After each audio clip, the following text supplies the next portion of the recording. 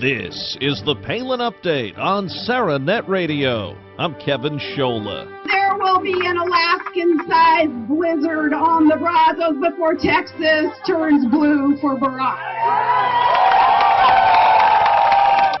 Sarah Palin shines at a Get Out the Vote rally for Ted Cruz in Texas ahead of the big runoff election in the Lone Star State on Tuesday. Meantime, Governor Palin endorses another candidate, Martha Zoller, who's running for Congress in Georgia. Zoller's here today to talk about her run. Also, the governor speaks up for Chick-fil-A, raves about Todd Palin's new show, and remembers Sally Ride. We start with a superb candidate in the Peach State, running for the House.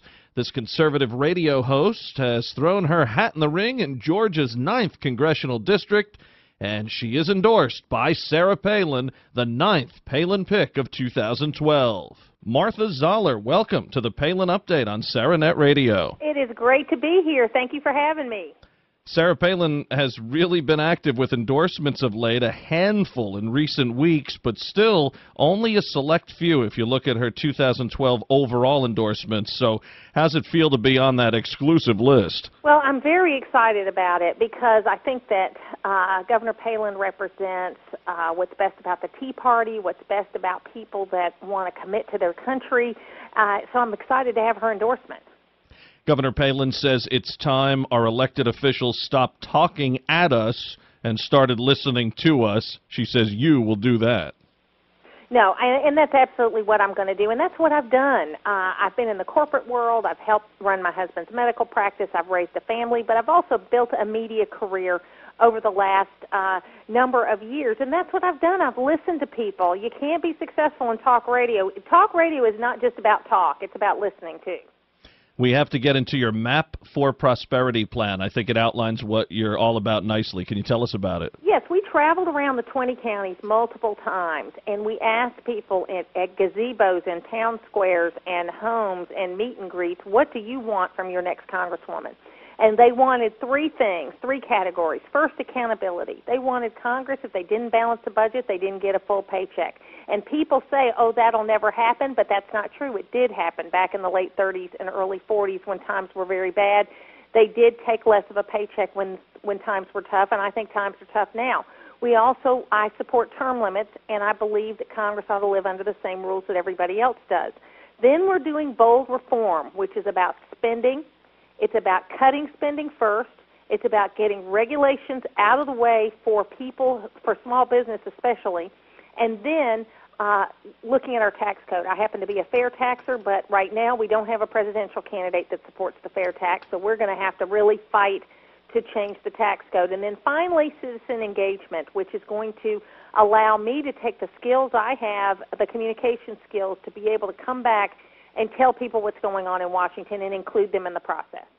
You know, I think just from that alone, you could really see why Governor Palin took a look at your race, because you've seen some of the candidates that she has endorsed, not only in 2012, but also 2 years ago. They do map it out. It's on paper for you. Here's what I'm going to do and where I stand. I mean, a real novel approach. You would think that everybody would run for office that way, but that's not always the case. And here's how you're going to hold me accountable. And I tell you, the map has been a big hit. Everywhere we go, people want copies of the map. I talk about it, then I open up for questions. But it's something where people can hold it in their hand, and they're going to say, this is what she stands for. And this is going to be my map for what I'm going to do once I get elected. Every person on my staff is going to have a copy of the map. Every person is going to know that their job is to be as close to the map as we can be, and that if we have to change something, because things do change, we're not going to spin it. We're going to go right to the people, and we're going to say, look, we found this out. Here's what we're going to have to do here. We're going to communicate up front so that we don't have to dance around on the backside. You're running against the establishment, the old guard. Tough, I'm sure, but are we beginning to see voters realize there are other options? I mean, you have Governor Palin, Newt Gingrich, Herman Cain, Mark Levin, Tea Party Express, and many other big names, conservative names behind you. So it shows people are looking at races closely and looking for the best options, not just who the party bosses may want.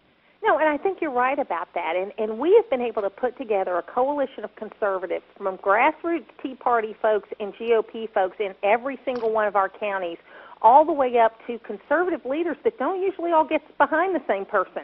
And they have gotten behind me because, first of all, they know me. They know the caliber of my work. I have been on the air for more than 3 hours a day for more than a decade. Yeah, probably, and my opponent's done this. He's pulled things out of context. He's tried to make me look silly. But do you know what? People know me. They know what sounds like me and what doesn't sound like me. And so we've been able to fight hard. We've had less money at every turn than our opponent has had. But I got to tell you, we've been conservative. We have done more with less than anybody else in this race. I got to ask you about this Chick-fil-A flap. The great restaurant chain is headquartered in your state. Now some, including Chicago Mayor Rahm Emanuel, are calling for a boycott simply because the president of Chick-fil-A believes in traditional marriage, like most Americans. Sarah Palin said Emanuel's tactics are Chicago thuggery. Your thoughts on that? No, I agree with that. And bottom line is Dan Cathy expressed his freedom of speech to say what he's doing with the profits he is earning from his company, which is privately held. And he says he supports organizations that support the traditional family. He didn't bash gays. He didn't bash same-sex marriage. I mean, I know he doesn't support same-sex marriage, but at the same time, he didn't go out and criticize anybody. He said what he was for, okay? And he has the right to do that. And in fact, we went to Chick-fil-A. We've been going to Chick-fil-A all week long.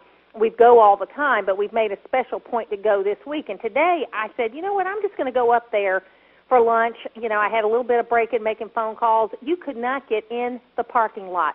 The parking lot was full. There were people backed up. Everybody was supporting Chick-fil-A. And there was somebody that I posted a picture on Facebook, and somebody took issue with it. They said, oh, you're anti-gay because you're supporting Chick-fil-A. So I messaged the person. I gave them my cell phone number. They called me back, and I said, what are you so angry about? And they went through and they said, this is the kind of communication I'm going to do with folks. They said, what are you so angry about? And she says, oh, Chick-fil-A's bashing gays. I said, let me just tell you the real truth here. Here's what the interview was. Here's what it said. Don't you believe in freedom? Don't you think you have the right to go anywhere you want and spend your money? Why are we letting organizations tell us that? And Rahm Emanuel's wrong. They're wrong in Massachusetts, but I was very surprised that Mayor Bloomberg, who wants to control the amount of your big gulp, he says Chick-fil-A ought to be where they want to be. That is interesting, but a shout-out to the mayor. I am drinking one of the Herman Munster-sized Pepsis right now as I listen to you, Martha, so I'm sure I'll get some sort of a violation in the Big Apple. Listen, I'm happy to hear you're not the only one who was at Chick-fil-A all week. I was as well, and my 4-year-old couldn't be more happy about that decision. Well, look, it's a good product, and I tell people this all the time. It's not the cheapest food out there, but it's good quality, good service.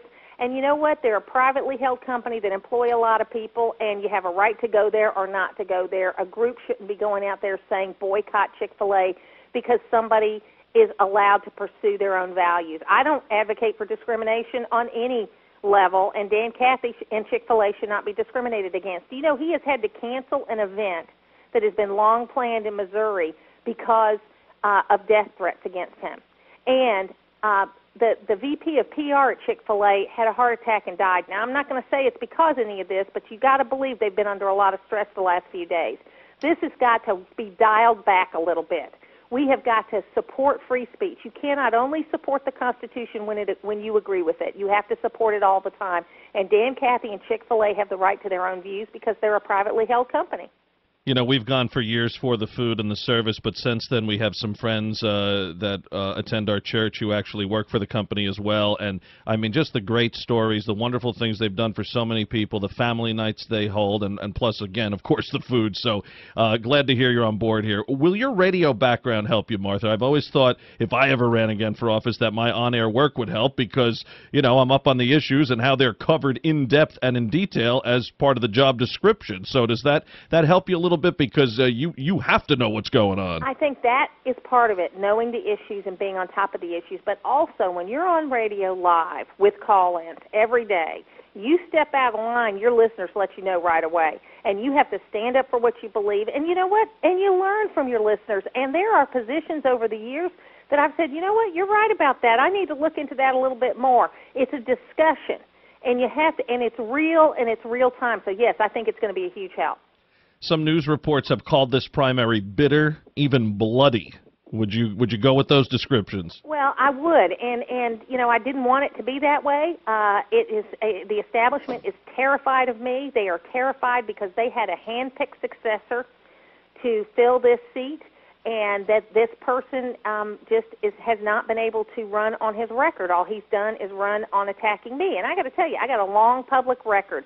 If you want to find 10 or 15 seconds of me saying something that might sound out of character, you can find it, because a lot of times part of talk radio is being a devil's advocate, in getting a discussion going. I've done a lot of television. There was one particular clip he sent out there that he took 15 seconds out of a 1-hour interview and tried to characterize my entire position on immigration based on that. And in fact, the news organization that did the interview said it was misleading.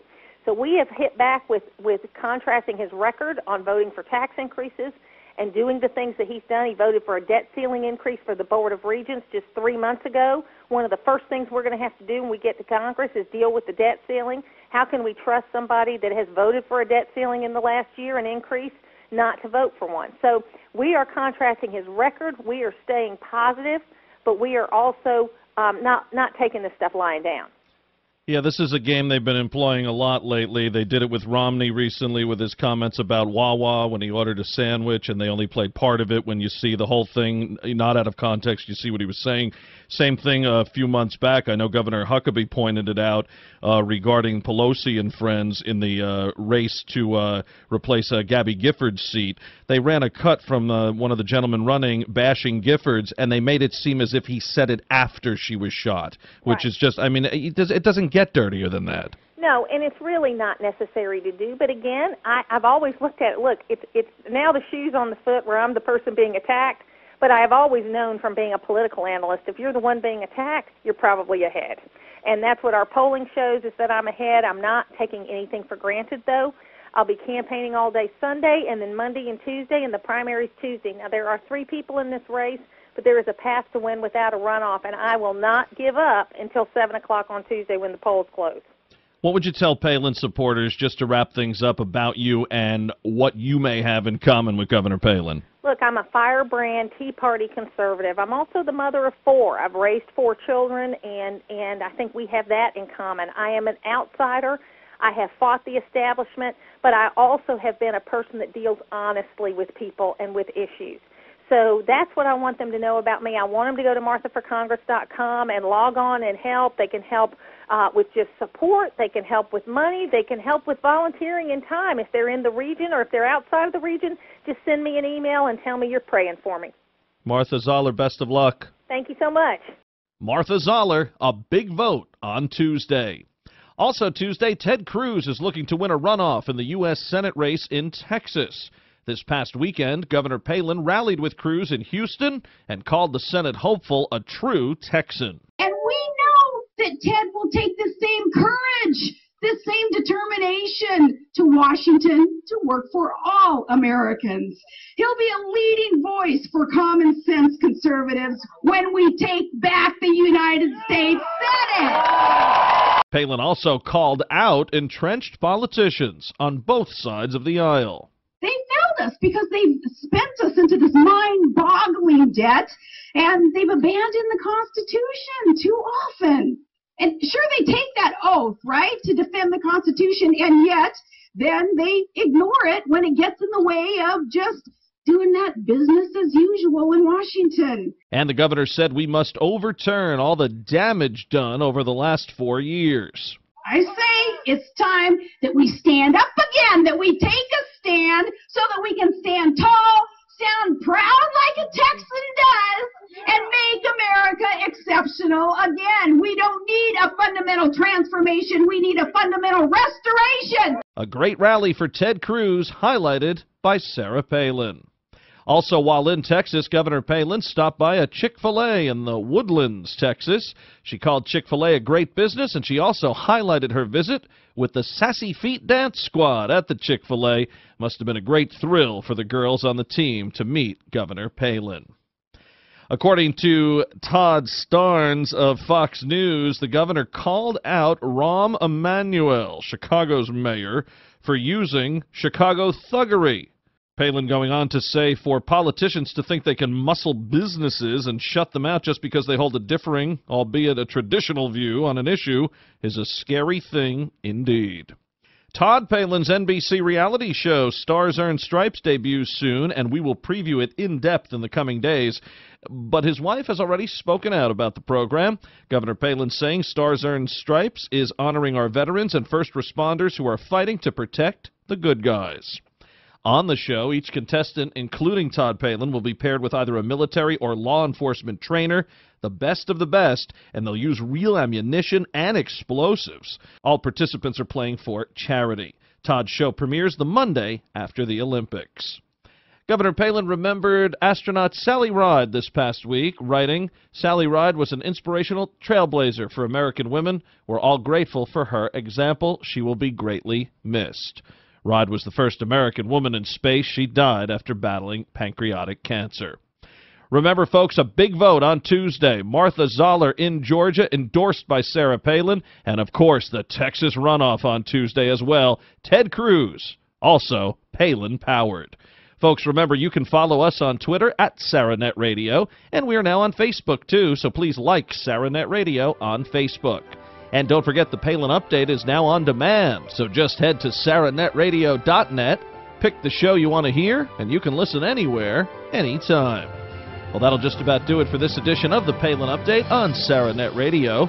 Visit SarahNetRadio.net for continuing coverage of Governor Palin. I want to thank everyone here at SarahNet Radio. Thanks to Martha Zoller, and thank you for listening today. Please be sure to join us next time for another edition of the Palin Update. I'm Kevin Scholla. Have a pleasant day.